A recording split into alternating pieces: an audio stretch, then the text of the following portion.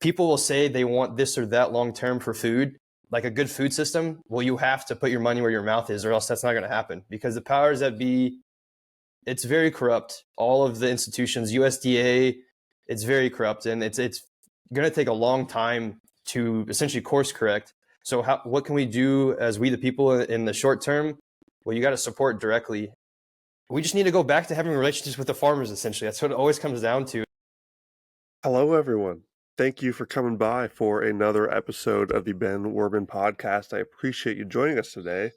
We have a very special guest. His name is Ryan GRIGGS. He is the founder of REGENAISSANCE'S, which I got my favorite shorts on for this one. Oh, heck yeah. Let's go. I got these awesome. last time. These have been my favorites when I've been traveling, dude. I just throw them on and I feel like I can swim in them. I can spend my days in them. They're super comfortable. So REGENAISSANCE'S is an awesome clothing company. You're also going around doing stuff with farms and ranches. I can't wait to hear more about that and get into it. Ryan, thanks for coming, dude. Thank you for having me.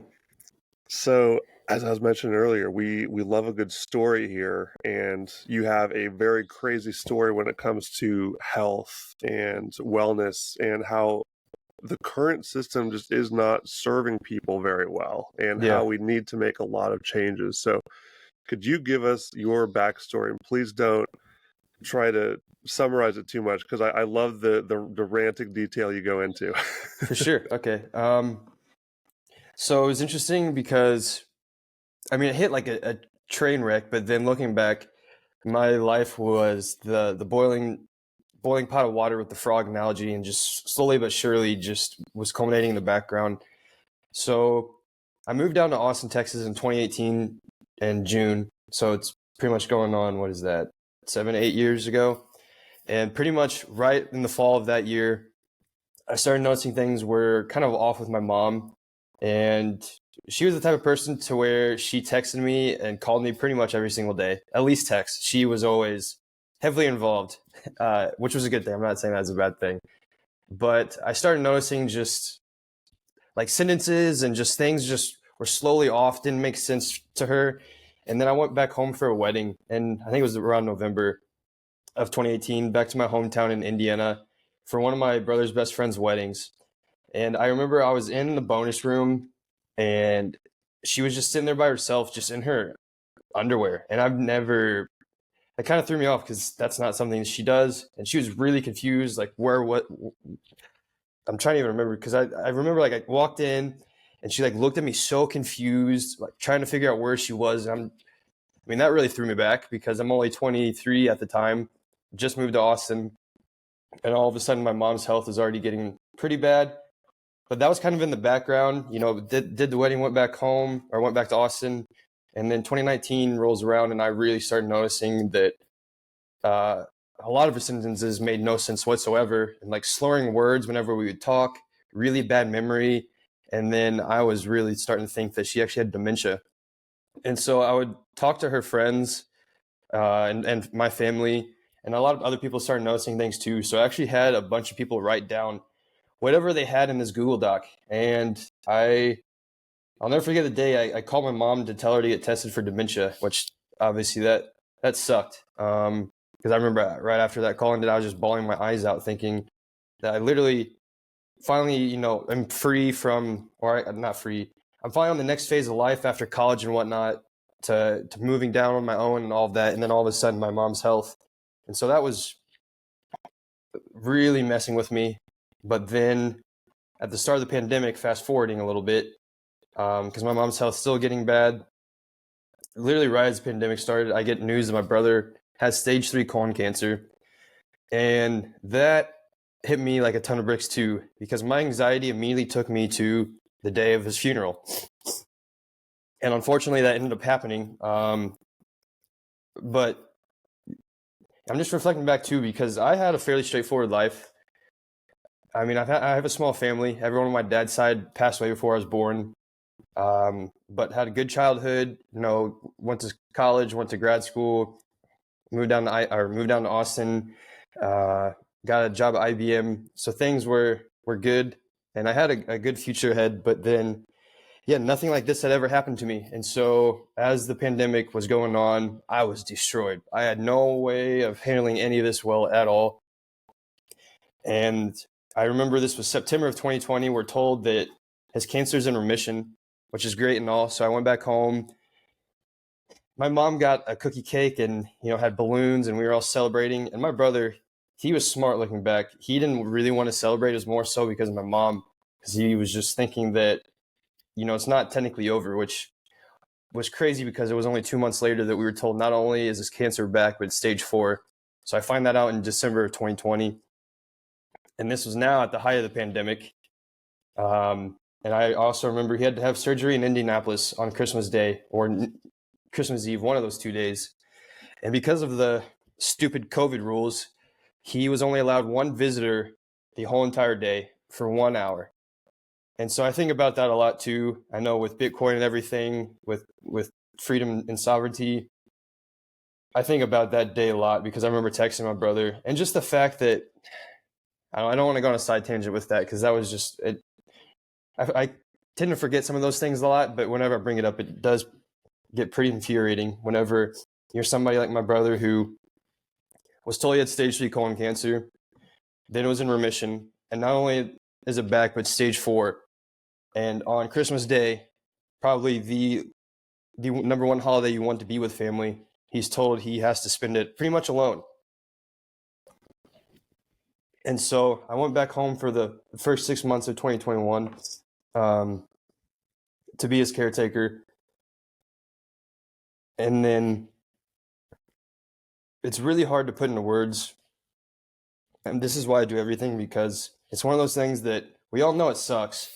But whenever you see it firsthand, I can explain everything that I went through, and it will have you in tears, but you still have no idea like what it truly felt like. And so yeah, I realized cancer and all of that was, I guess how I'll summarize it. Whenever I first moved back to go to my hometown, my brother had an apartment about 5 minutes from my parents' place, because my parents had the same house that we grew up in, and that's where my brother ended up going back. And whenever I went back, the initial plan was I would be in my brother's apartment, and I would go over to my parents' place and help him out. That lasted for a whole day because I realized that I needed to be in the same room with him, because cancer and all that stuff isn't just like a 9 to 5. It is 24/7. It does not stop. It does not matter. So yeah, for those 6 months, I watched all of that unfold between that and the chemo treatments and all the opioids that he had to take for all of the pain.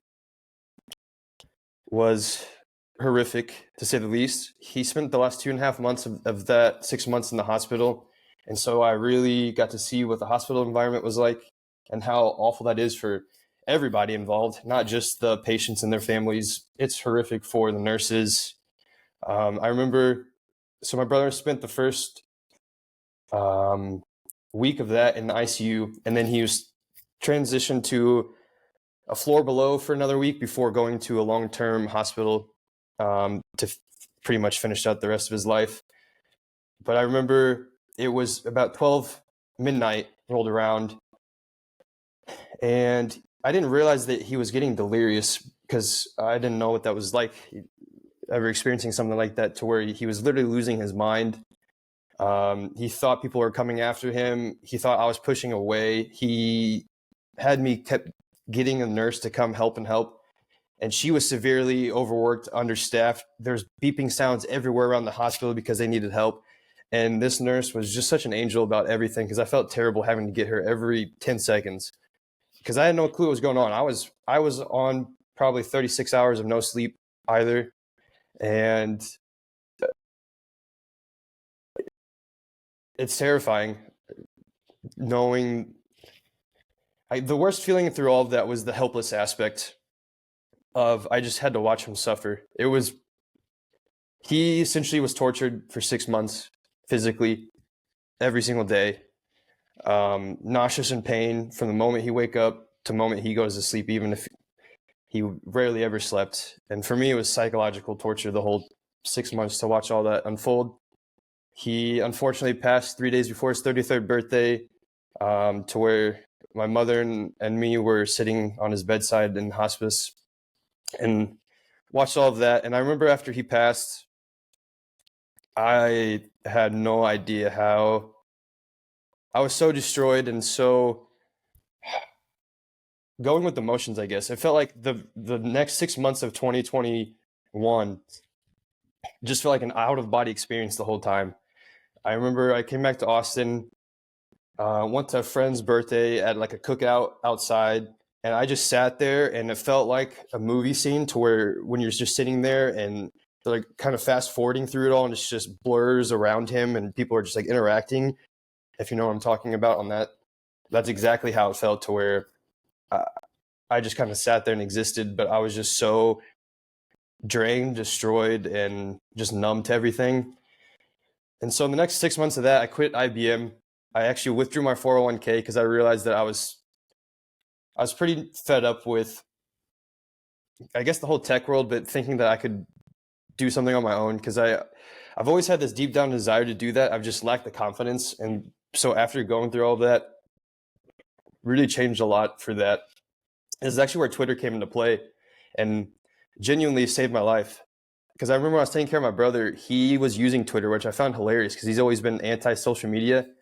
But he's actually how I got into Bitcoin. And so he was part of all the Bitcoin community, and I started really seeing the utility of all of that.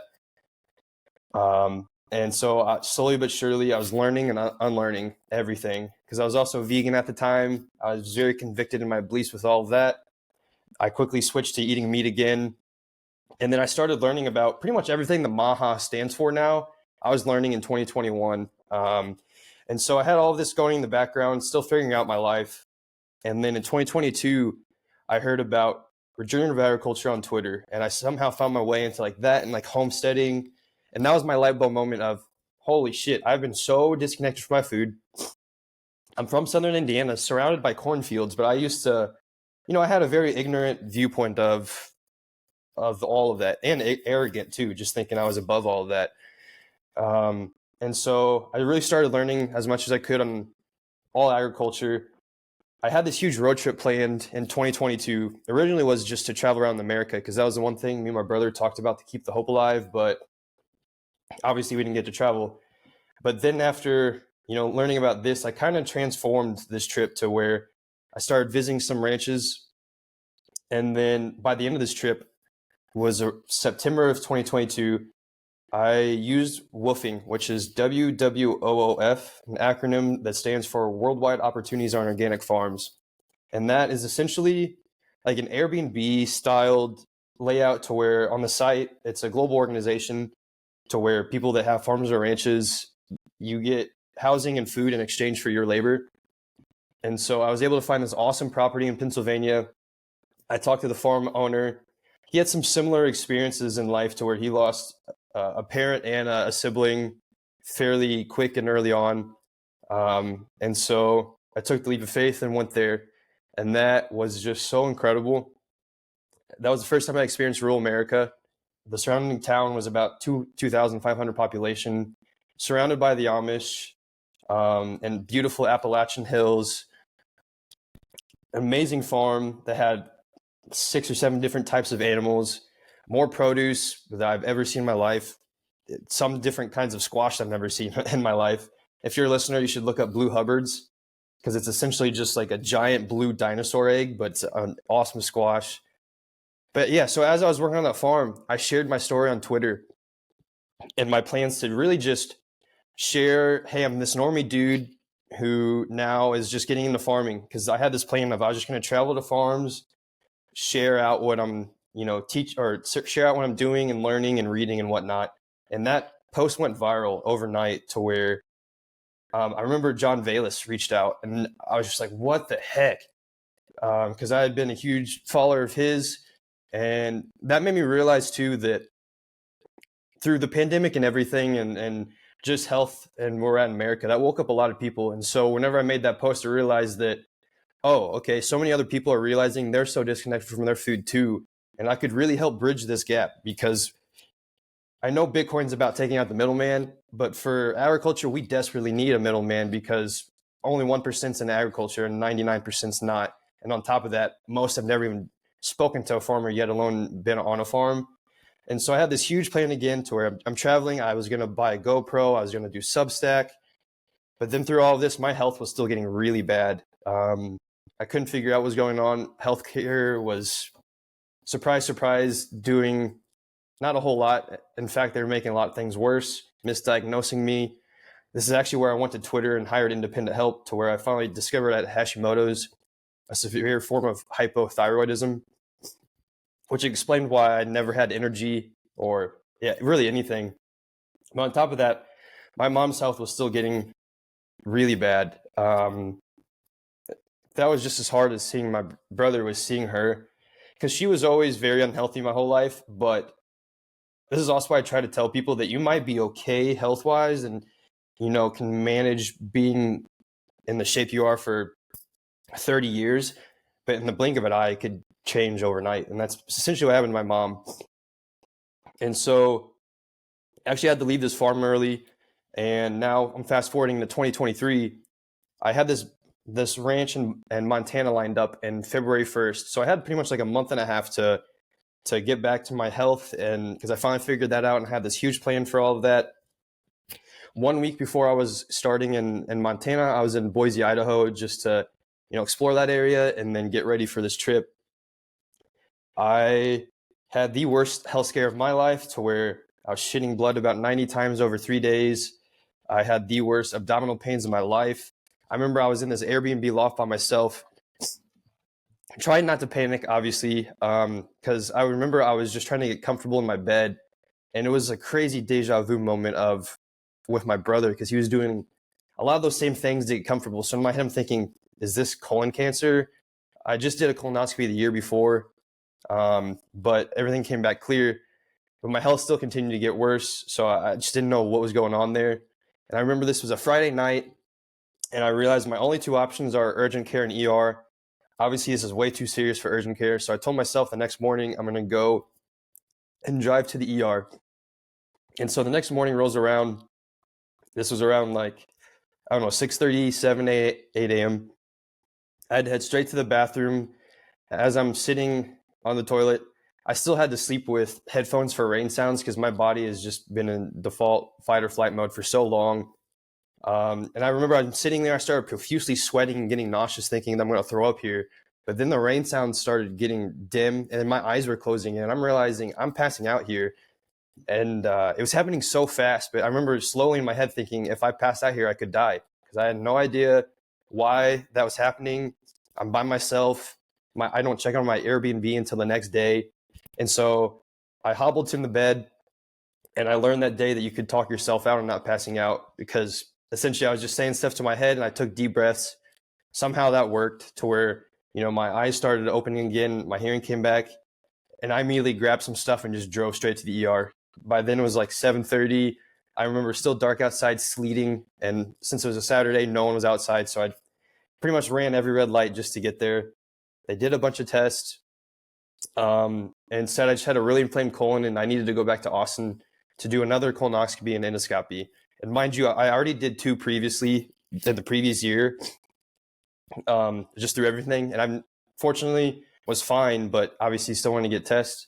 So I immediately came back to Austin and postponed the bison trip, because then also after the bison trip, I had farms lined up in Italy for the rest of the year. And so I had this huge plan to travel the world essentially before ending back up in the States. So I came back to Austin, did tests, no polyps or cancer. They said I might have had ulcerative colitis, but they never gave me an official diagnosis. I still to this day have no idea. So I had this mindset that I'm going to stay in Austin for the spring essentially and recover, because I had lost probably 10, 15 pounds in that 5 days. I was just destroyed. And as I was recovering, because one thing I try to tell listeners too, through everything, I always say to go visit a farm, but the first thing I say is to go take walks outside.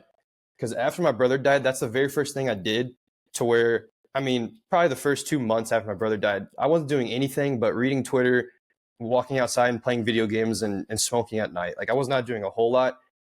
But at the same time, I was rebuilding a foundation, because then by the time fast forwarding back to where I was at, after this health scare was I would make sure during the day I would take walks and be out in the sun.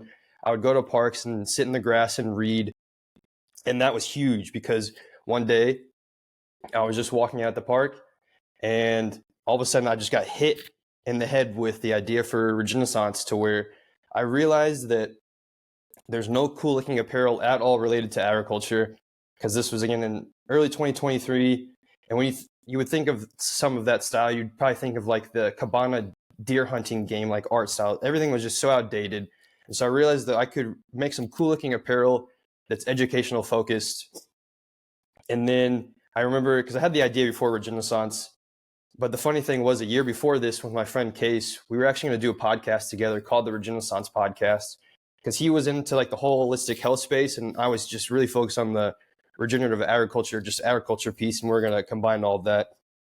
And so I realized that word works so well for what I'm trying to do with all of this, because it combines regenerative and renaissance. And regenerative, so regenerative in the sense of our health, because where it stands in America, a lot of stuff we do destroys our health. But I believe that we are made in God's image, and that we're much more resilient than we give ourselves credit.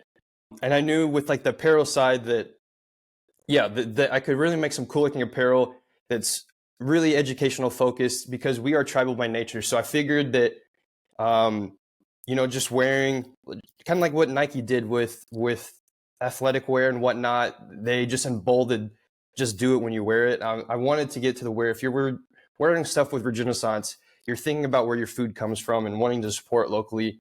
And so through all of that, I had no intentions of starting that business. It just kind of came to be. And I sent a launch date for May 28th, which was a Sunday Memorial Day weekend in 2023. And again, my mom's health is still getting worse. I remember that Mother's Day hit that year, and I realized it was her last year on Earth. And looking back, Mother's Day was essentially my funeral with her, because I realized with my brother, I had just shoved everything down with my mom, because I'm still trying to, live with everything I went through with my brother and the fact that he's gone.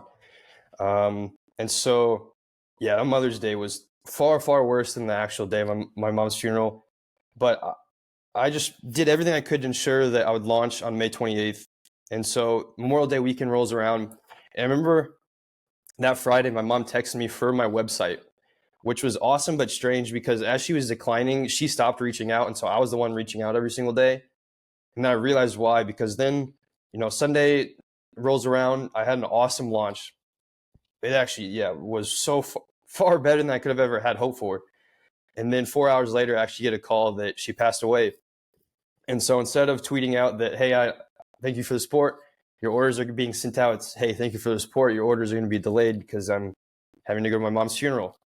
And so through all of that, it made me realize, though, it's exactly where I needed to be with all this.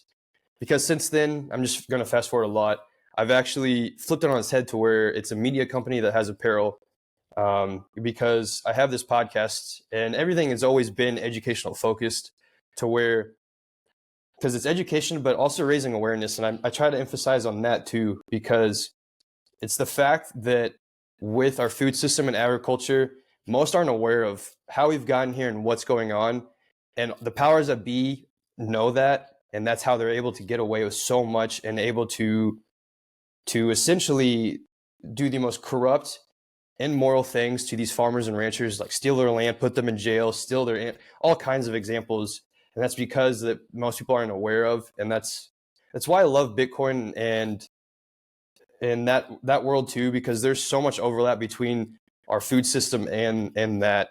And I'm starting to see more and more of that moving forward. So it's been obviously quite the journey. But I also have, despite everything, I'm finally able to continue living life, because obviously that last year was hell. I mean, to put a point blank period on all of that. But now, just so much momentum going with everything, with the whole Maha space. And why I'm such an advocate for farmers and ranchers and saying that is because these people are so incredible.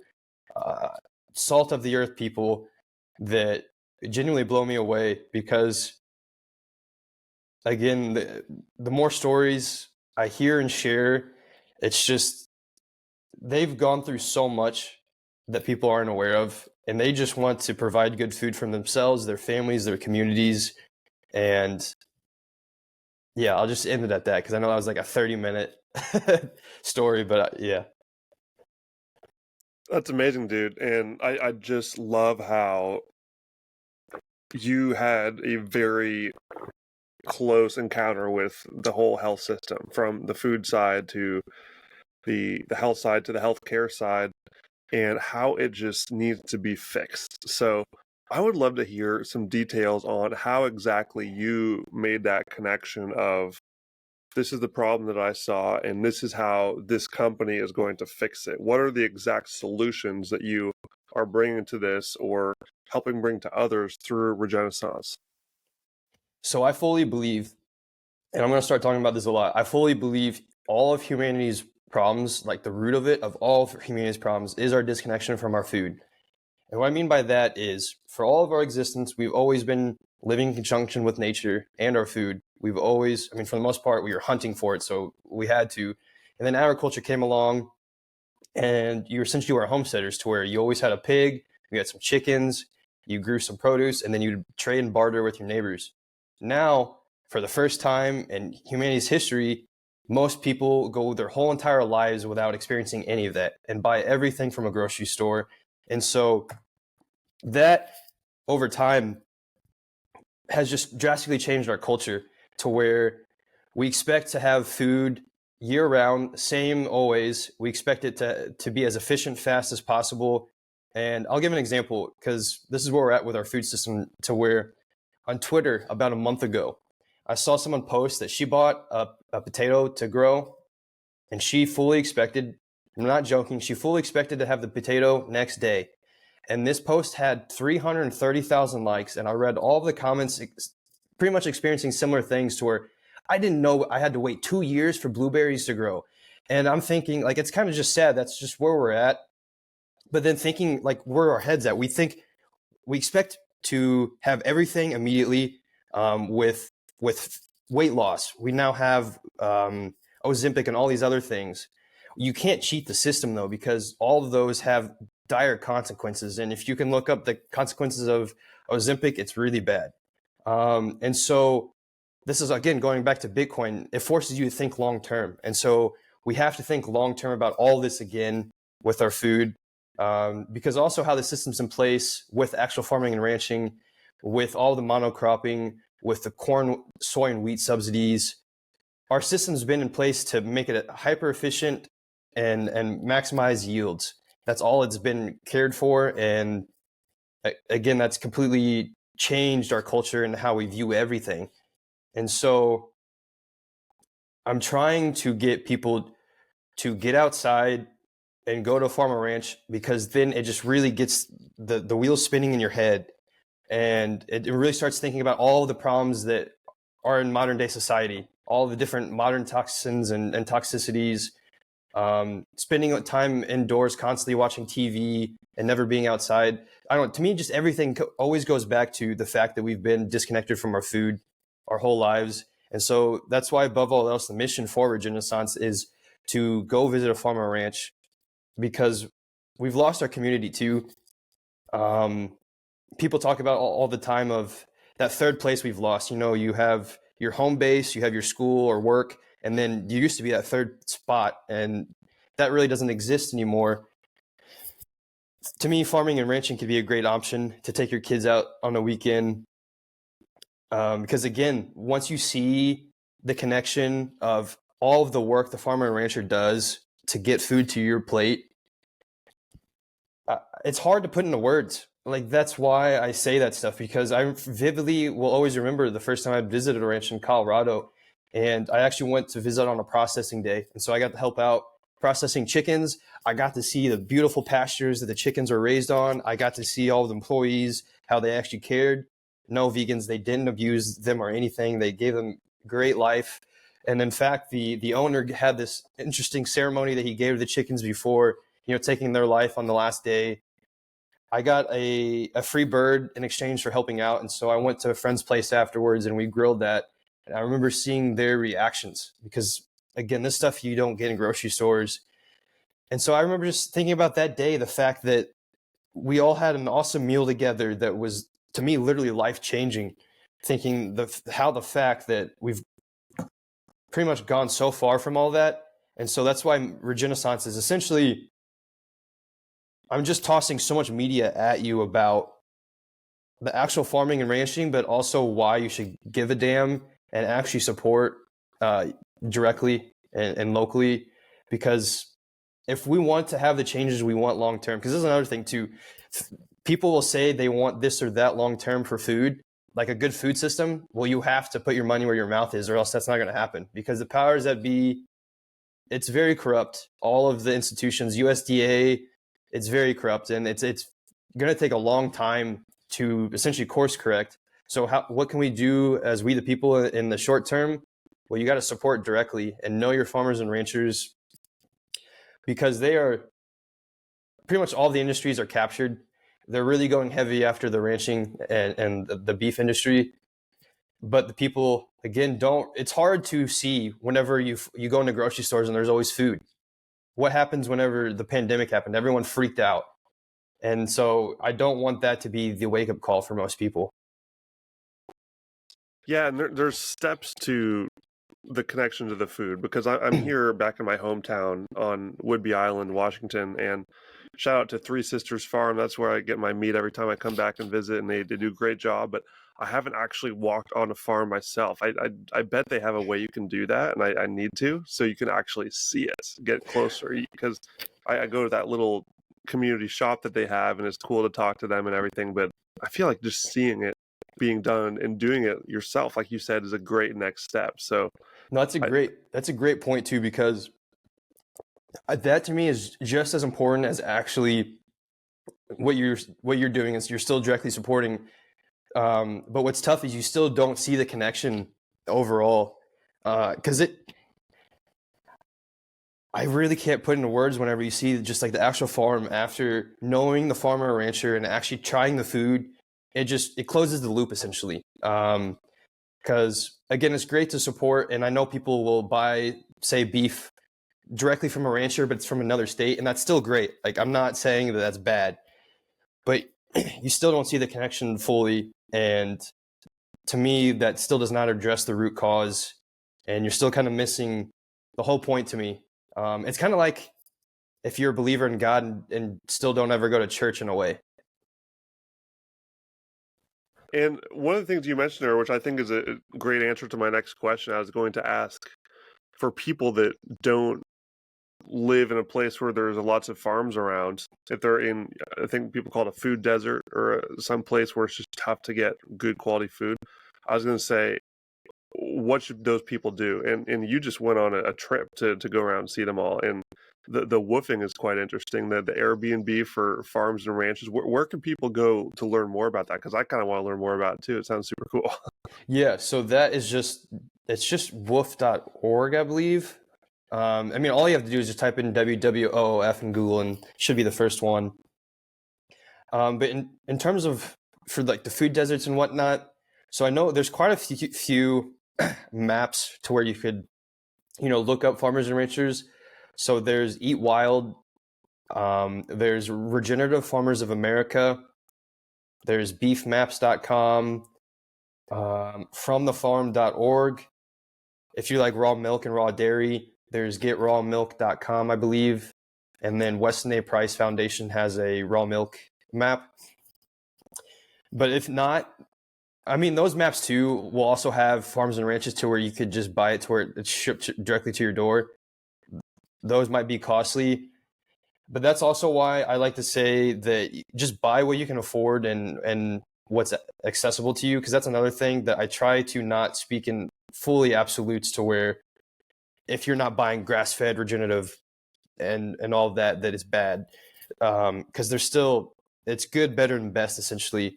Because if you're not buying McDonald's, but you're still buying like the cheapest eggs, that's a great first step.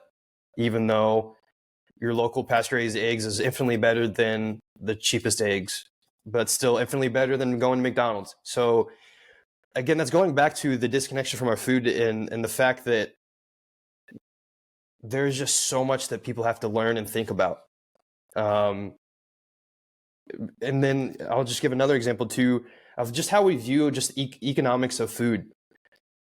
And then going back to the subsidies, it's just really jacked up how we view food, because then we've been so grown accustomed to cheap garbage food, essentially, like all the chips and processed foods, very cheap, very, very cheap. That's, I guess, the upside of how we've transformed our food system is the fact that we've been able to feed our population and a lot of the world so cheaply, but it's not good quality stuff overall. And that's why you see grass-fed beef in stores at $12 a pound or something like that, or raw milk an hour away is like $15 a gallon. But then you'll see folks that have no issues going to the gas station paying $3.50 for a Red Bull. And if you equate that out to a gallon, that's about $45. And so that's 2.5 times more than a gallon of raw milk. But people will just think that a farmer is, taking advantage of them for that. But they don't realize why the cost of raw milk is like that. And so there's just so many intricacies like that, to where there's just massive amount of education. We just need to go back to having relationships with the farmers, essentially. That's what it always comes down to. It's having these conversations. And it's interesting too, because since we're so disconnected and haven't spoken to a farmer rancher, it's very intimidating to make that leap, to go to essentially 0 to 1. And so that's also what I'm trying to help out with Regenaissance, is making it as frictionless as possible on every way. Because if we're trying to have a paradigm shift, you have to really help nudge folks the right direction, or else they're never going to change. And that's also why I go story focused. If I want to get folks to actually care about this stuff in a world where technology is throwing, TikTok reels and everything, to where our attention spans are so small now, you have to get creative with that, essentially. I will say something that's helped my attention span is eating more meat. For anyone looking for a way to expand your brain, like as soon as I did the carnivore diet, that completely changed for me. Yeah. It's crazy, and it's cool how those things will fit together. How people start eating more meat, and then they start getting more curious and feel better, and they want to consume more content, and then they go find things like hopefully my podcast or your content that you have as well. You have a podcast too, and just going into all this stuff is super. It's good to leave a path for people to walk on as they start to learn about this, because they're going to be hungry physically and figuratively for more. Super exciting. And it's great to see just more podcasts popping up specifically about the farming side, because I feel like that's been a topic that's sort of popping into the big podcasts every once in a while. I know Joe Rogan had Joel Salatin on, and a ton of people got involved in this, and I was thankful to have Joel Salatin as well. So there's certain guests that break into the big platforms, but having dedicated podcasts like yours about that is super important too, because there's so many stories to tell just on the ground level farming side. And I'd be curious to hear your take on just how you see the state of farming and ranching in the world right now. Do you think we're in like a code red alert mode where the government's just cracking down on everything and we need to go to their aid immediately? Or are things turning around? Is the tyranny side, because we always hear about these farms getting shut down by the feds. Like, what do you see out there? I would say I'm very optimistic overall, especially culturally. People are really waking up. But as it stands, we are in a very bad spot overall. Because again, every single institution that's supposed to, help out and be with the farmers is captured. Every single one.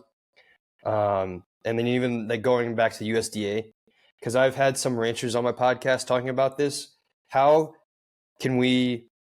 Because we, the people, are starting to really wake up and see these things, but still the government has a massive stranglehold. And so it's going up against David and Goliath, essentially. And we just have to find ways to recapture these institutions.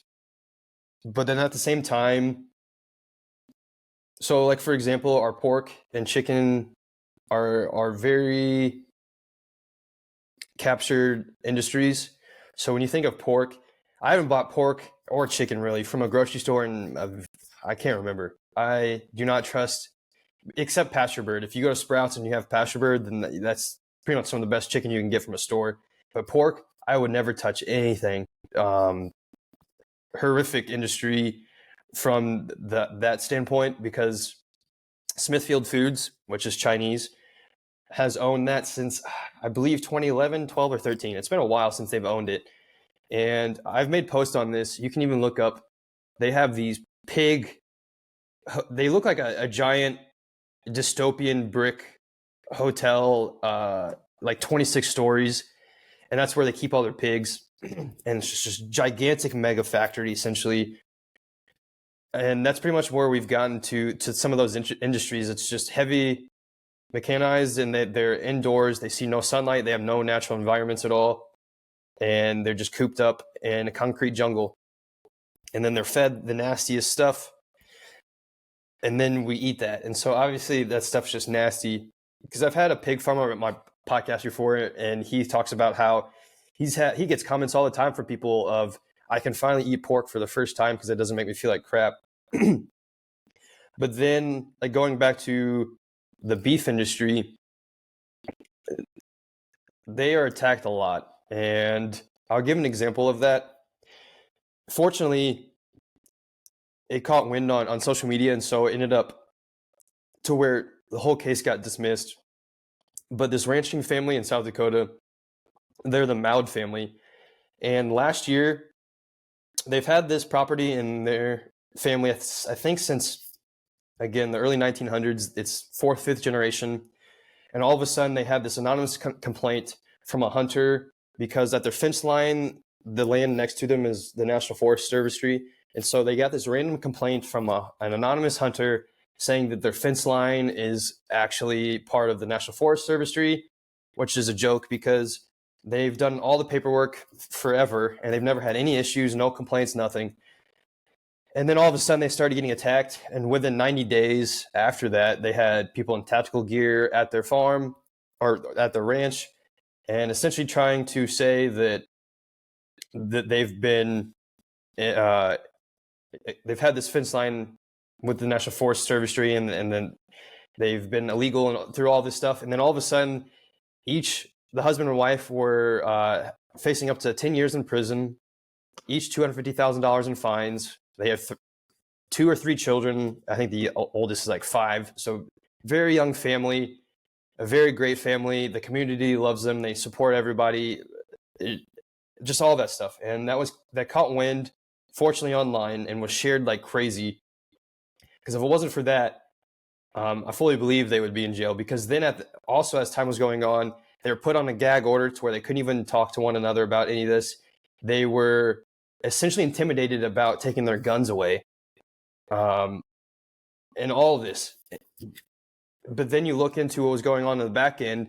There's some NGOs connected to the National Forestry and all of this. And so there's more and more of this happening to where the seemingly good agencies of conservation and whatnot, because it's also happening in California, I believe actually in Washington too, with the King Ranch family, to where they're trying to use like conservation easements and not conservation easements, just conservation orgs to make these ranching families the scapegoats, pretty much just to steal their land. That's what this was trying to happen with the Maud family. And fortunately, it made its way to Secretary of Ag Brooke Rollins and Donald Trump, and they dismissed the case. But that is constantly happening everywhere, to where farmer and ranchers being attacked for all different reasons. With raw dairy, North Carolina is trying to ban raw milk in its entirety. And so, again, this is why I'm so educational focused. Is one, people don't even realize how much work it takes to farm and ranch. You're not just a farmer and rancher, you're a carpenter, you're a mechanic, it might be a vet, you're a father, a husband, you're so many things. And so you only have so much time or money. And this is also why the government knows this, that they don't have the resources that the government and all these other institutions, agencies have, or the resources. And so this is why the people have to really step up and support locally, because then once you have these relationships, if they're in trouble or they have friends and other farmers that need help, this is where the sharing can really help. Because again, knowledge is power. I can give so many other examples too, to where the government was pretty much overreaching and it caught wind online, and once it's shared enough to where people backed away essentially. Yeah, so I'll leave it at that. It's crazy. We just keep seeing these stories pop up, and as you said, only some of them catch wind on social media and get all this buzz. So who knows how many just don't make it there, and these people just get crushed, and you never hear about it. But I think it's fair to say that this has been a huge journey for me and lots of other people of learning that these very nicely worded conservation companies or NGOs, like you said, the government agencies, they're not actually there to help the environment. They're used as a weapon to get rid of natural food, and Yeah, unfortunately, so many people are falling for this. it's just a shame too, with just how easily bought a lot of the people are. Essentially, what it comes down to. And then also the last thing too, I just realized I didn't even really talk on the whole processing aspect, because I know online people probably have seen a lot of videos on like the big four meat packing companies, essentially, to where farmers and ranchers have a stranglehold of when they can process their animals. So I'll give an example of that too. Back in 2022, this was June, whenever I went to visit a ranch in Colorado, I went with him to the local processing facility to process some of his beef. And he had to schedule out for September of the next year, not even of September of 2022, the next year. And so how can you game plan all of that for the following year? Because you have a small window, and if you miss that, you're screwed. And then if you try to build out new processing facilities, depending on the state, there's just so many different laws. And for example, there's a friend in Michigan, they're trying to have a small butchery. It took about 18 months of all this process to go, and then the USDA just rejects it. They have no idea why.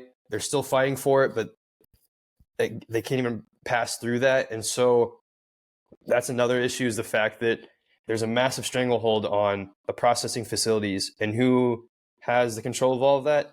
Well, all of the bigger companies like Tyson, JBS, that already own everything. That's how they got through with COVID, with all the bird flu hysteria, essentially, is they can control all of it, all for their own money. And who gets screwed the most? The farmers and ranchers. We do too, but the farmers and ranchers get squeezed out the most. And that's another thing too, is over time, the amount of money they get back is just completely dwindles. Yeah, it's crazy. And this is something that you understand better than anyone, is how these regulations that the government and other giant organizations push through are never to actually help people. And we kind of have this idea in our head that, oh, they're providing guardrails to make sure the food is safer. But I think most people who are paying attention, have any IQ points at all, can understand that the FDA and these other agencies are not helping the people. They do not have the interest of the people. Who are they actually serving, Ryan? Who are these big organizations actually helping with all of this regulation that they're pushing down? That is a good question. I mean, who really? I guess it's hard to really know, but all of the powers that be of JBS and those big companies, for sure, they have massive influence on our food system. And then whoever, I don't know, that's why it's hard. I don't know, because then to me it's whoever's actually controlling the America too. To where I think all of that is in one big hotbed, because it's our food system. You control the food, you control the population in a lot of ways. I mean, because then that goes to the whole pharma aspect in our own healthcare, because you create the problem and the solution. So part of the problem is our food is just completely jacked up, and you can follow for all of the tobacco companies. As that went away, those companies started working with the food companies and really developing how we could become addicted to all the garbage. And that's another issue, because with me too, I mean, like I said, my health was really bad, but after my brother died, I was emotionally eating like crazy. Because I remember the first meal I ate, the first meat I had after being vegan for 2.5 years was Chick-fil-A, a Chick-fil-A chicken nugget. And I remember it was actually weird as all hell to have chicken. But then I just started eating junk food again. And it makes me think too, where we're at culturally is we're a very sick population. And when you're sick and this food has literally chemically hardwired you, it's incredibly difficult to break. And then I believe that a lot of people, it's just eating as another form of escape of their trauma or whatever they're facing. And so that in itself is another avenue. And to me, all the powers that be realize this, and they're just raking in the money. They rake in so much money. It's pretty much like having a retirement account just on auto repeat, to where you can just sit there and you're making so much money because everyone's just getting sicker and sicker, relying on you, and you can just sit in your ivory tower just laughing away. And I think that the zeitgeist is really starting to figure that out. It's no longer a conspiracy theory that the big pharma and big food are best buds, because as people get addicted to more crap food, they get more sick and they buy more pills, and both of those sides benefit greatly. And as I don't know if you heard of Matthew Leshak. Have you followed him? Heard his? Oh, Yes, yeah, actually, yeah. okay. His book Fiat Food covers this, and we did a podcast basically about how the government is really the third arm of that trifecta, and they also benefit from people eating garbage food because it makes it easier for them to hide inflation, because real food is getting super expensive and they don't want that to look bad for their money printing results. So it's all against people, and I think that this is very daunting for a lot of people as they learn about this. It seems like, how do we fight back against this huge triple force of big food, big pharma, and big government? They have so much power. And one of the solutions that I push so hard, and I've had Texas Slim on, who I'm sure you know, to talk about this, is Bitcoin being the form of money that can't be printed by the government, and sort of removes the whole money printer aspect out of it, and gives farmers and consumers a way to direct pay with each other. So there's no credit card or bank account that they can shut down, which is one of the biggest weapons they use against these farmers. So what are your thoughts on Bitcoin as this new technology that could actually help all these farmers stay free? I'm definitely a Bitcoin maxi. I got very, very, very, very lucky in the Big Brother department. It obviously sucks that I'll never, I mean, I believe I'll see him in the afterlife. I mean, but with the loss of a loved one, that pain never goes away. With that being said, he set me up very well for the rest of my life, in terms of being able to live without him, because he told me about Bitcoin for a while and I didn't understand it. It's actually hilarious. I bought Bitcoin back in 2015 and I had no idea what I was doing. The only reason why I bought Bitcoin was there was this website to where you could buy stuff off of Amazon for like 20% off. So I bought a bunch of Bitcoin just to buy stuff off of Amazon. I was saving 20% every single time. But then I remember it was a couple years later, it was actually Andreas Antonopoulos. I watched his 2 episodes on Rogan, and him just giving concrete examples of his life in Greece. I really saw the true value of it all. And then I've been a big Ron Paul guy my whole life too. It's like I was libertarian up until like essentially this most recent election. And so I've always thought about a lot of that stuff of getting away from the government and just people meddling with our money, and how the fact that banks are asking you what you're doing with your money and they can just stop you from even using it, just all of that garbage. And then I think about farming and all of that. Yeah, this is why I was saying earlier that there's just so much overlap between, I mean, you mentioned Slim, that's what Beef Initiative is, that overlap with farming and just individual sovereignty, because the government hates that. They hate loss of control, especially with your money supply. And so Bitcoin to me is the way forward. I try to talk to people about Bitcoin as much as I'm talking about farming and ranching. Funny enough, I remember it was on Amazon for sale, Saifedean's book. I bought like 20 or 30 copies because it was just so cheap. And so I'm just handing that out too, because if you can think about sovereignty from your food, then I hope you can think about that for your money too. But again, that makes you think about long-term too. For a lot of Bitcoiners, I know people are thinking about their future children, but then also their children's children, and et cetera, et cetera. That's how we have to think about our food too, because everything that we're experiencing in our food system now, it didn't happen overnight. This has been happening, you can even argue, since 1910s, 20s. It's just continually it takes decades and decades to see the full consequences. And so I know we'll still see a lot of good changes with our food system, but to me, I'm fighting for my grandchildren on our food system.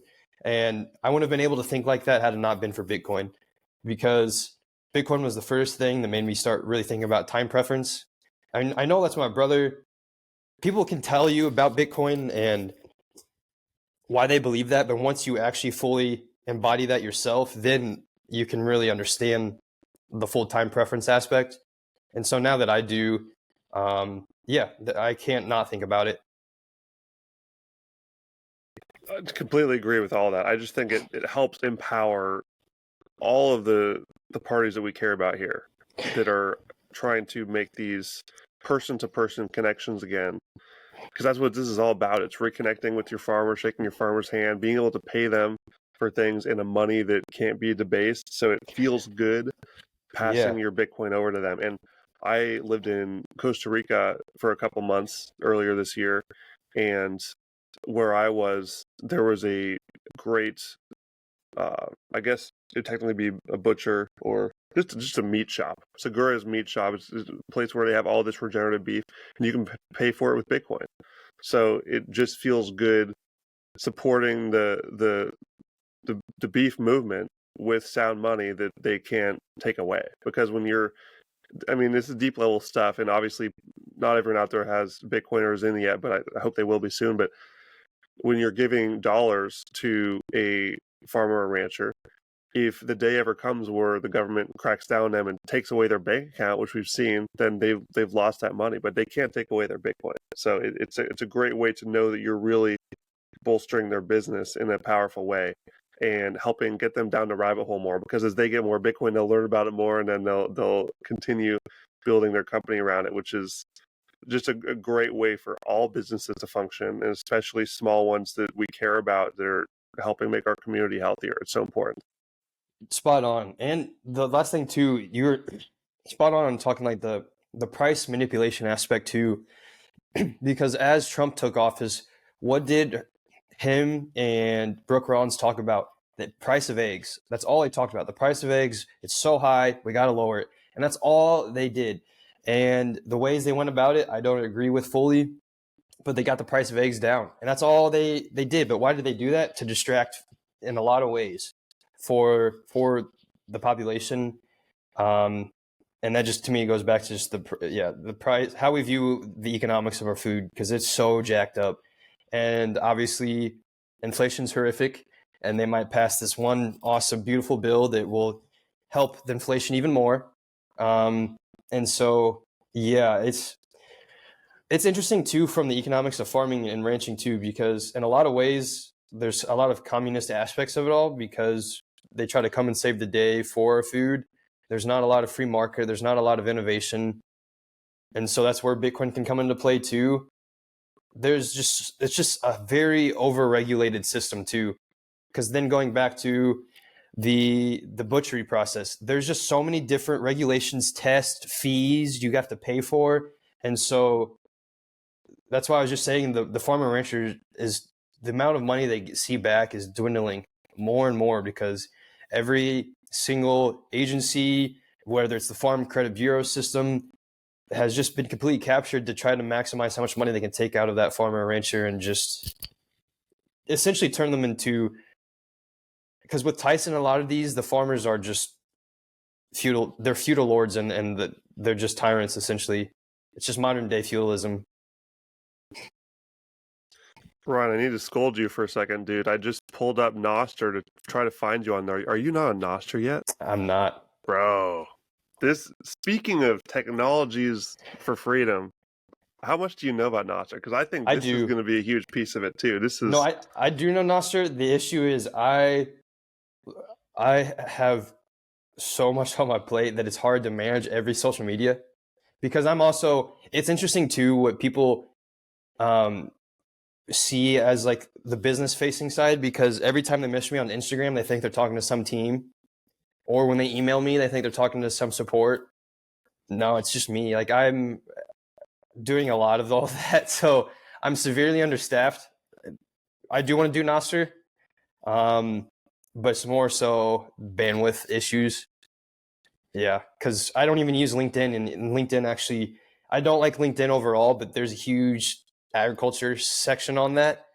So right now, my only focuses have been Twitter and Instagram. Yeah, because I I do like gotcha. Nostr. Yeah, no, I totally understand. I'll give you the mega bull case if you haven't received it recently, though. I see a future where Nostr just swallows everything the same way that Really? Bitcoin swallows all money, because it essentially brings so much freedom to people in so many ways, where you own your digital identity. You can pay with Bitcoin to people in one tap. It's natively integrated to send sats around easily.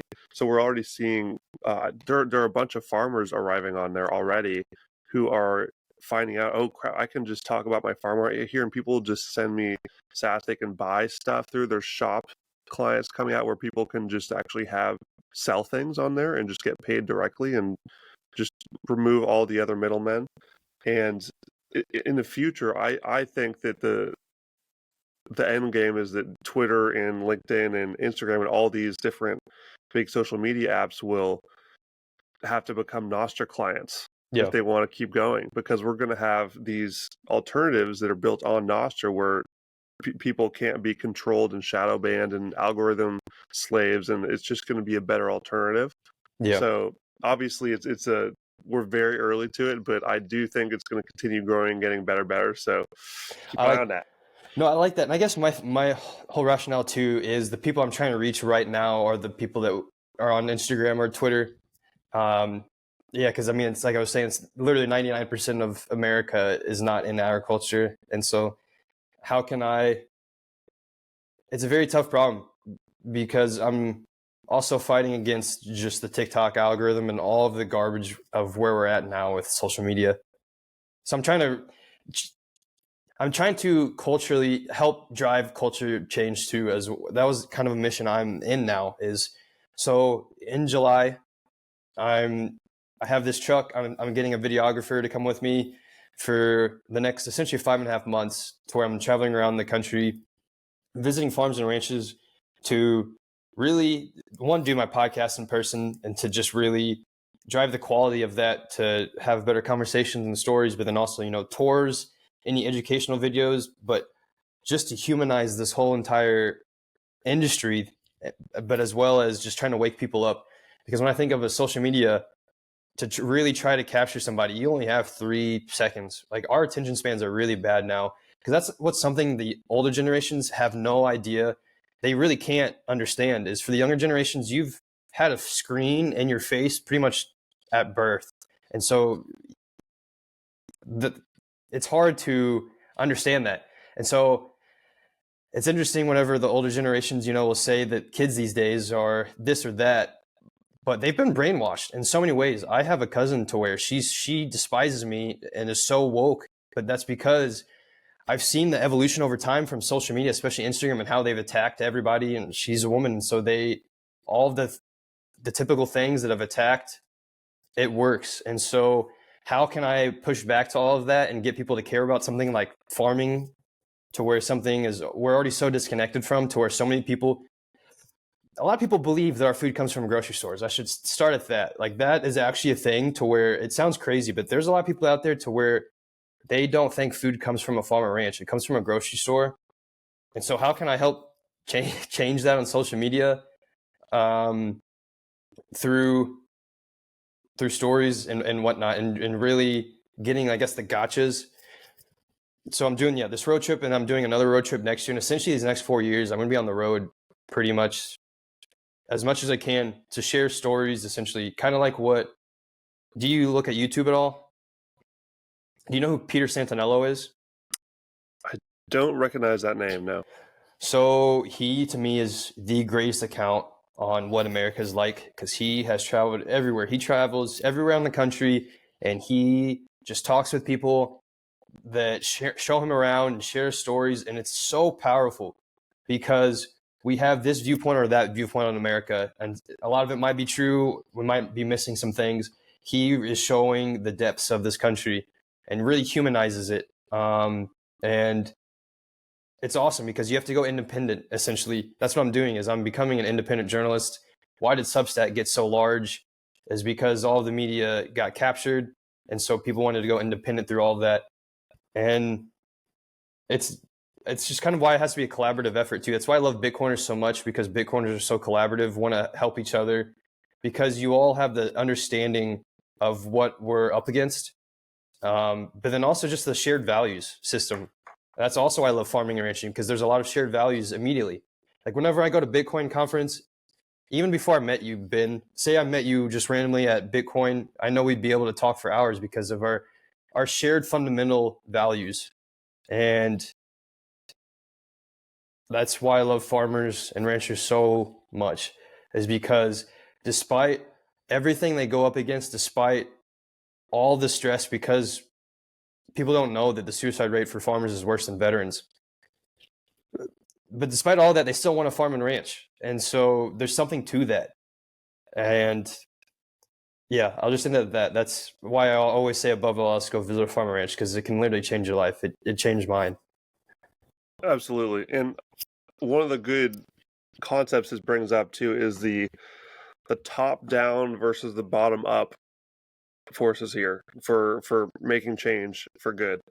And I think you and I both would believe that bottom up is really how we're going to do this, because we keep getting these glimmers of hope that, oh, maybe there will be some top down leader that actually changes things. I'm not sure how you feel about the current administration. There's certain names out there that have said the right things, but I don't know if I just don't trust any politicians anymore. I don't care how many nice things they say, but I just think that this really is going to start from educating and supporting the farmers and ranchers at the bottom, giving them freedom tools like Bitcoin and Nostr, and just getting them the tools to thrive without any need for any specific leader in the political system. Would you agree that we should be 100% focused on bottom up right now?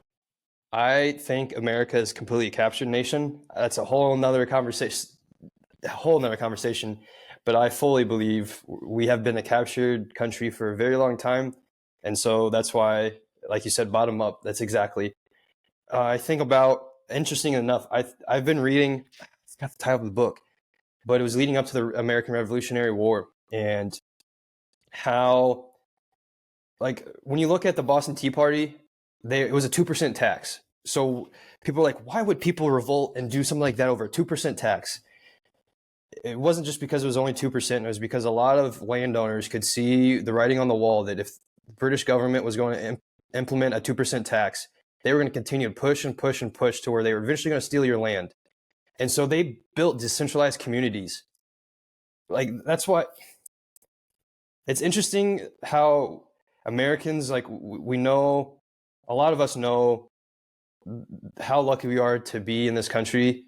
But man, you have to look at the formation and leading up to how we broke away from the British government and formed America.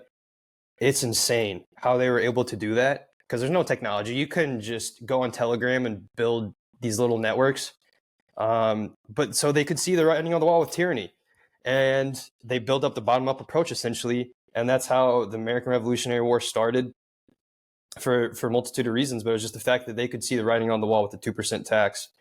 And I think about that a lot with how they try to do stuff like that. When I say they, the government tries to make these little seeming innocent little taxes or laws, but it's not for that. It's to continue to push. I mean, that's what COVID was. I will fully believe that's what COVID was, to test humanity's response to how much overreach and control they can have on us.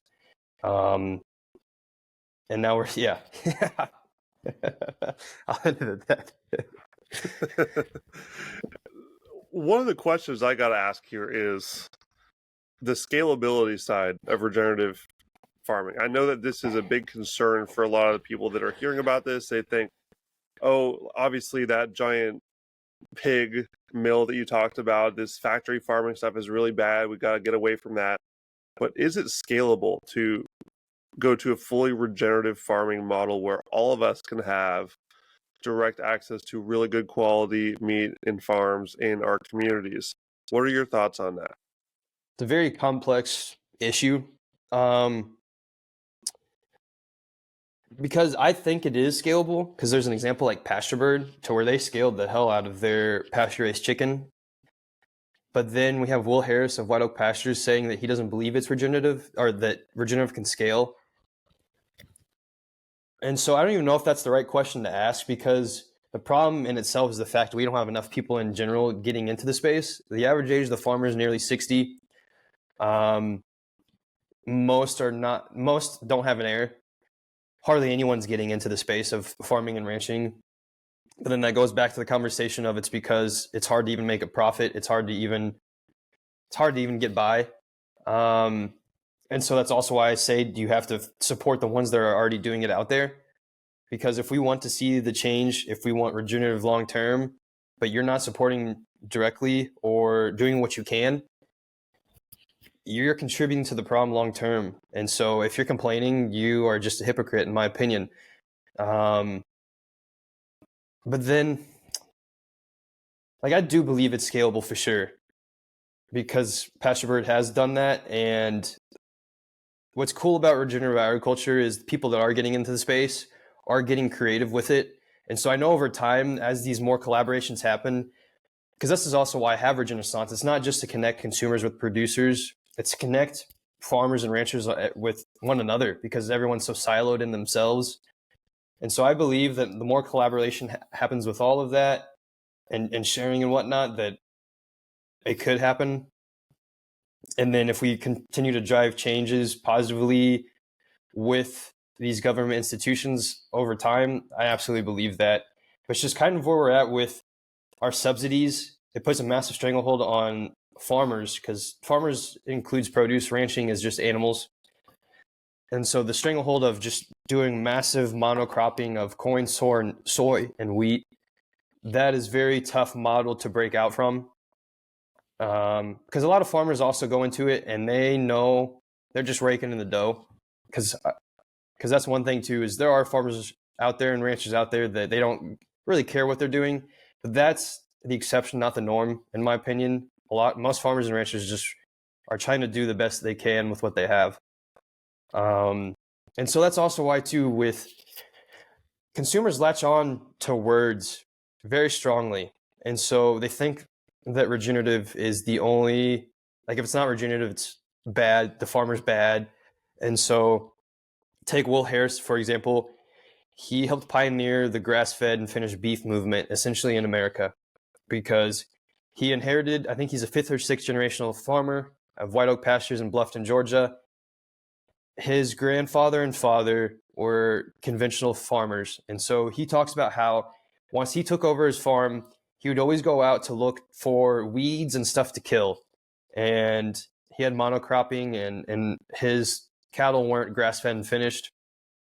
He realized what he was doing and what he needed to do to change. And so he almost pretty much lost his whole business, transforming his whole entire operation to grass-fed and finished.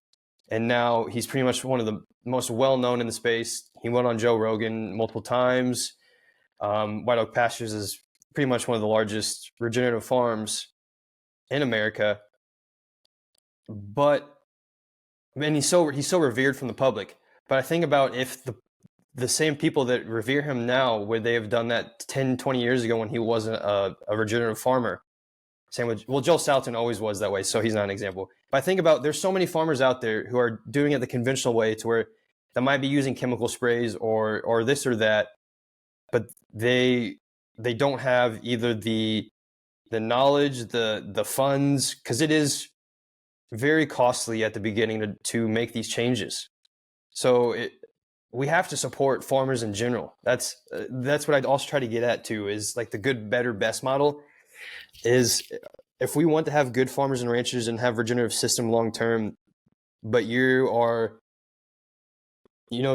tossing this or that at a farmer that's not regenerative right now, then that's part of the problem too. Again, this always goes back to long-term preference and having to have patience and understanding and grace. But then also we still have to be outspoken too, because this is also why with the whole Maha movement and whatnot, I had never voted for Trump in my life. I never cared to until this year. Actually, I voted early. It was the fastest I've ever voted simply because of the whole Maha movement. And I knew going in that there was a strong chance that none of this was ever going to be implemented from the actual government. But the fact that for the first time in our history, the government was talking about the actual problems of our health system, with pharma, with the healthcare, our food systems, like they were talking about everything that's never been talked about. I knew that I had to take advantage of that whole movement to still use that with the people. So I still have a lot of hope with all of that. The fact that people are waking up, the fact that people are making these small changes, the fact that more people are going to farmers markets and actually having some good market food, getting backyard chickens, having a small garden. Like it really takes a lot of these small little changes over time to where you look back in 20 years and you realize you changed drastically. Because that's how I view myself personally after everything I'd gone through in my family. That's what I was saying with the walks and all that. Looking back, I did a hell of a lot to build a refoundation, but at the time, I felt like I was doing nothing. I think that's kind of what's going to happen a lot is we're making these small changes, and you just have to think long term, essentially. Yeah, I like that answer a lot. And something I would add to it is that there are layers to that scaling question. And Yeah, for example, one of the things that Joel Salatin tells people is to just get some chickens. Everyone should get some chickens. And if every house in my neighborhood I'm living here were to get a little chicken coop in their backyard, which would handle their eggs, then the burden of the farm to have to carry the whole community would be lower. And so you would need less of the farms themselves to scale when more is decentralized even further out among each person. And then once more and more people are learning that, oh, this is super fun. I kind of like this. Maybe I will get a cow or something, and just continue building their individual little homesteads. This is becoming quite a romantic idea that people to start their own homestead and have their own food, so they don't even need to rely on a farmer. And I think this is a great thing for people to learn more about and look into. So what would be your advice for anyone out there who may be listening and saying, I love farmers, this is great, but I can go even further than that. I can start my own little operation here where I can start growing my own food on my property and maybe get a new property where I have more space to do that. Where should people start if they want to learn more about that and go down that path? yeah, that's a good question. So I'd say first, define what your goals are for all of that. Is it to just grow food for yourself, or is it to grow food and think about where that might lead to of supporting your surrounding community and really start building that out? Because there are a lot of differences with that too. Because what's cool with all of this, why I like regenerative agriculture and going back to it forces you to innovate essentially, is the fact that if you have these small decentralized farms and ranches and homesteads, that just forces you to get creative with it all too, and that just drives innovation a lot. To learn though, so I have a podcast where I talk to farmers and ranchers, and it is a lot of education too. I think that's a good way, because where I'm at is, again, I'm just this normie dude who I worked on a farm for a little bit and I've learned a good deal bit, but in terms compared to a farmer, I know jack shit. It's a good way to really get a sense of the culture of farming and ranching. Through my site, I have so many resources too, because that's the whole point of Regenaissance, is just education as much as possible. So there's that resource too, because I have a Substack with all of that. In terms of learning more, there's some good organizations like the Rodale Institute, which is Alan Savory. No. Is that? I'm blanking so hard right now. My mind is mush. Well, just look up Alan Savory on YouTube. He is just incredible. He has a TED talk that he gave it like 11 or 12 years ago that's just phenomenal. I'm compiling all these resources for that too, because then there's just so many wonderful. YouTube is just an incredible resource. If you just YouTube regenerative agriculture, or even Jill Salatin, or Gabe Brown, or Alan Savory, the algorithm will do its work to where you could spend the next 10 years of watching just everything. You'll learn so much through all of that. That's a great resource. I think that's another interesting thing too, is again, going back to why I love farming and ranching, we've outsourced a lot of our responsibilities and thinking. When I go to Twitter and see like Grok, is this true? It's just like, oh man, that's where we're at now. to where we're outsourcing everything. Literally just trusting your intuition and just Google. That's what I also find interesting about like finding a farm or ranch. You can literally just Google farms and ranches near me. I know it's intimidating, but at the same time, we overcomplicate it because we're at a time in our lives to where it's the easiest to get any information. Because used to, you'd have to go visit a farm or ranch and start those conversations, which I still want you to do that. But I think my biggest recommendation is actually YouTube, because there is more by the day that I continue to find just awesome accounts, because then you can find yourself in like Australian agriculture, and Australia has a rich history of agriculture, the UK, et cetera, et cetera. And so I would say my website, my podcast, but then any type of YouTube with just farming and ranching will just engross you in it all. Awesome. Yeah, I actually just did a recording with Alan Savory recently, so that episode's coming out soon. I'm excited to share that with folks. And you just teed it up quite well, but I was going to start wrapping it up here. Where else can people go find all of your great content other than your podcast, your website? You said you're on Twitter and Instagram. Is that all the main places you'd recommend people go check you out? Yeah, so I'm really building, because I earlier this year changed from apparel to media company, so I'm really just building that out, especially leading up to this road trip and after that. So my site is just theregenaissance.co, and I have some really big plans for just building all of that out. I have a newsletter that's not just like a salesy newsletter. I promise you, it is all very news focused of what's going on.